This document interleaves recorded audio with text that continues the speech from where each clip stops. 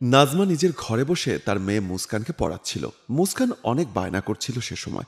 নাজমা অনেক বুঝিয়েও মেয়েকে শান্ত করতে না পেরে পিঠে দুঘা লাগিয়ে দিল। মেয়েটা খুব জোর কান্নাকাটি করা শুরু করতেই রাকিব বলল, তুমি কি ভেবেছ অন্যের রাগটা মেয়ের উপর দেখাবে? ও কি দোষ করেছে যে ওকে মারলে? বাচ্চা মানুষ, পড়তে গিয়ে একটু তো বায়না করবেই।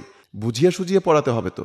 তুমি যেভাবে বাচ্চার সঙ্গে ব্যবহার করছো, এভাবে কোনো মা তার সন্তানের সঙ্গে আচরণ করে না। অতই যখন মেয়ের জন্য চিন্তা, তাহলে তো তুমিও পড়াতে বসাতে পারো। রোজ মেয়েটাকে তুমিই পড়িয়ে দিও, তাহলে আমাকে এত ঝামেলা পোহাতে হয় না। মেয়েটা তো আমার একার নয়, ও তো তোমারও মেয়ে।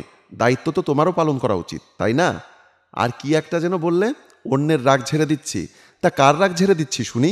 আমি শুনেছি মায়ের সাথে তোমার ঝামেলা হয়েছে সকালে। জেনে শুনে হজম করার যে ব্যাপারটা, ওটা তুমি আমার থেকে ভালোই জানো। মুস্কান মায়ের কোল থেকে উঠে এসে ঘর থেকে বের হয়ে গেল। তোমার সংসার করার ইচ্ছা না হলে আমাকে জানাতে পারো, আমি উকিল ডেকে তোমাকে মুক্ত করে দিব। খামোখা একটা মানুষকে বন্দি রেখে কষ্ট দেওয়া ঠিক নয়। ও, এখন তো মনে হচ্ছে তোমারই কোনো সংসার করার ইচ্ছা নেই। সেটা না হলে সামান্য একটা কথার জন্য তুমি উকিল পর্যন্ত চলে গেলে কেন? ঠিক আছে, তোমার যদি মনে হয় আমার সাথে সংসার করতে তুমি পারছো না, তাহলে উকিল নিয়ে এসো। আমিও তোমাকে মুক্ত করে দিয়ে এখান থেকে চলে যাই। রাকিব ঘর থেকে বের হয়ে গেল। কি ব্যাপার মুস্কান, তুমি ঘর থেকে বের হয়ে এলে কেন? মায়ের কাছে একটুক্ষণ ঘুমাতেও তো পারতে। বাবা, আমি আর মায়ের কাছে কখনো যাব না। মা আমাকে সবসময় মারে, আমার একটুও ভালো লাগে না। আমি কি দোষ করেছি বলো? ঠাম্মা মাকে সব সময় বাজে কথা শোনায়, তার দোষ কি আমার? তুমি একটু ঠাম্মাকে বলতে পারো না যাতে ঠাম্মা মাকে আর ওভাবে কথা না শোনায়? রাকিব মেয়েকে সান্ত্বনা দিয়ে বলল, আচ্ছা ঠিক আছে, তুমি অত চিন্তা করো না। আমি তোমার ঠাম্মাকে ঠিক করে বকে দিব, আর কখনো সে তোমার মাকে বকবে না। মেয়ে বউয়ের কথা শুনে মাকে ভুল বোঝা হচ্ছে? তোর বউ যথেষ্ট দোষ করে, তার জন্যই তাকে কথা শোনাই। না হলে এমনি এমনি কি বাড়ির বউকে কেউ কথা শোনাবে? আমাকে না বুঝিয়ে তুই তোর বউকে বোঝা। সংসার করতে হলে একটু আধটু ঠোকাঠুকি লাগে, এর জন্য এত কিছু বলার কোনো মানে হয় না।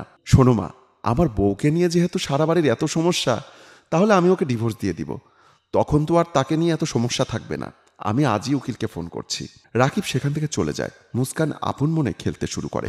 পরদিন সকালবেলা বাড়িতে একটা অচেনা যুবক এলে নাজমা বুঝতে পারে লোকটিকে। তখন রাকিব নাজমাকে বোঝানোর জন্য বলেছিলাম না তোমার সাথে ডিভোর্স নিয়ে নেব, কারণ তোমার সাথে বনিবানা হওয়া আমার পক্ষে সম্ভব নয়। অনেক চেষ্টা করেছি এতদিন, কিন্তু তুমি শোধরাবার মেয়ে নও। তাই আজ থেকে তোমাকে মুক্ত করে দিলাম। শুধু আমাদের বাচ্চা আমাদের কাছে থাকবে, তুমি নয়। এই দেখুন নাজমা ম্যাম, সমস্ত কাগজপত্র আমি রেডি করে এনেছি, শুধু আপনার সিগনেচারের অপেক্ষা। মায়ের কাছ থেকে বাচ্চাকে কেড়ে নেবার অধিকার কোন আইন আপনাদের দেয় আমি সত্যি জানি না। আপনারা চাইলে আমার স্বামীর থেকে আমাকে বিচ্ছেদ করিয়ে দিতে পারেন, তাতে আমার কিচ্ছু বলার নেই। দুটো মানুষের সম্মতি ছাড়া কখনোই এক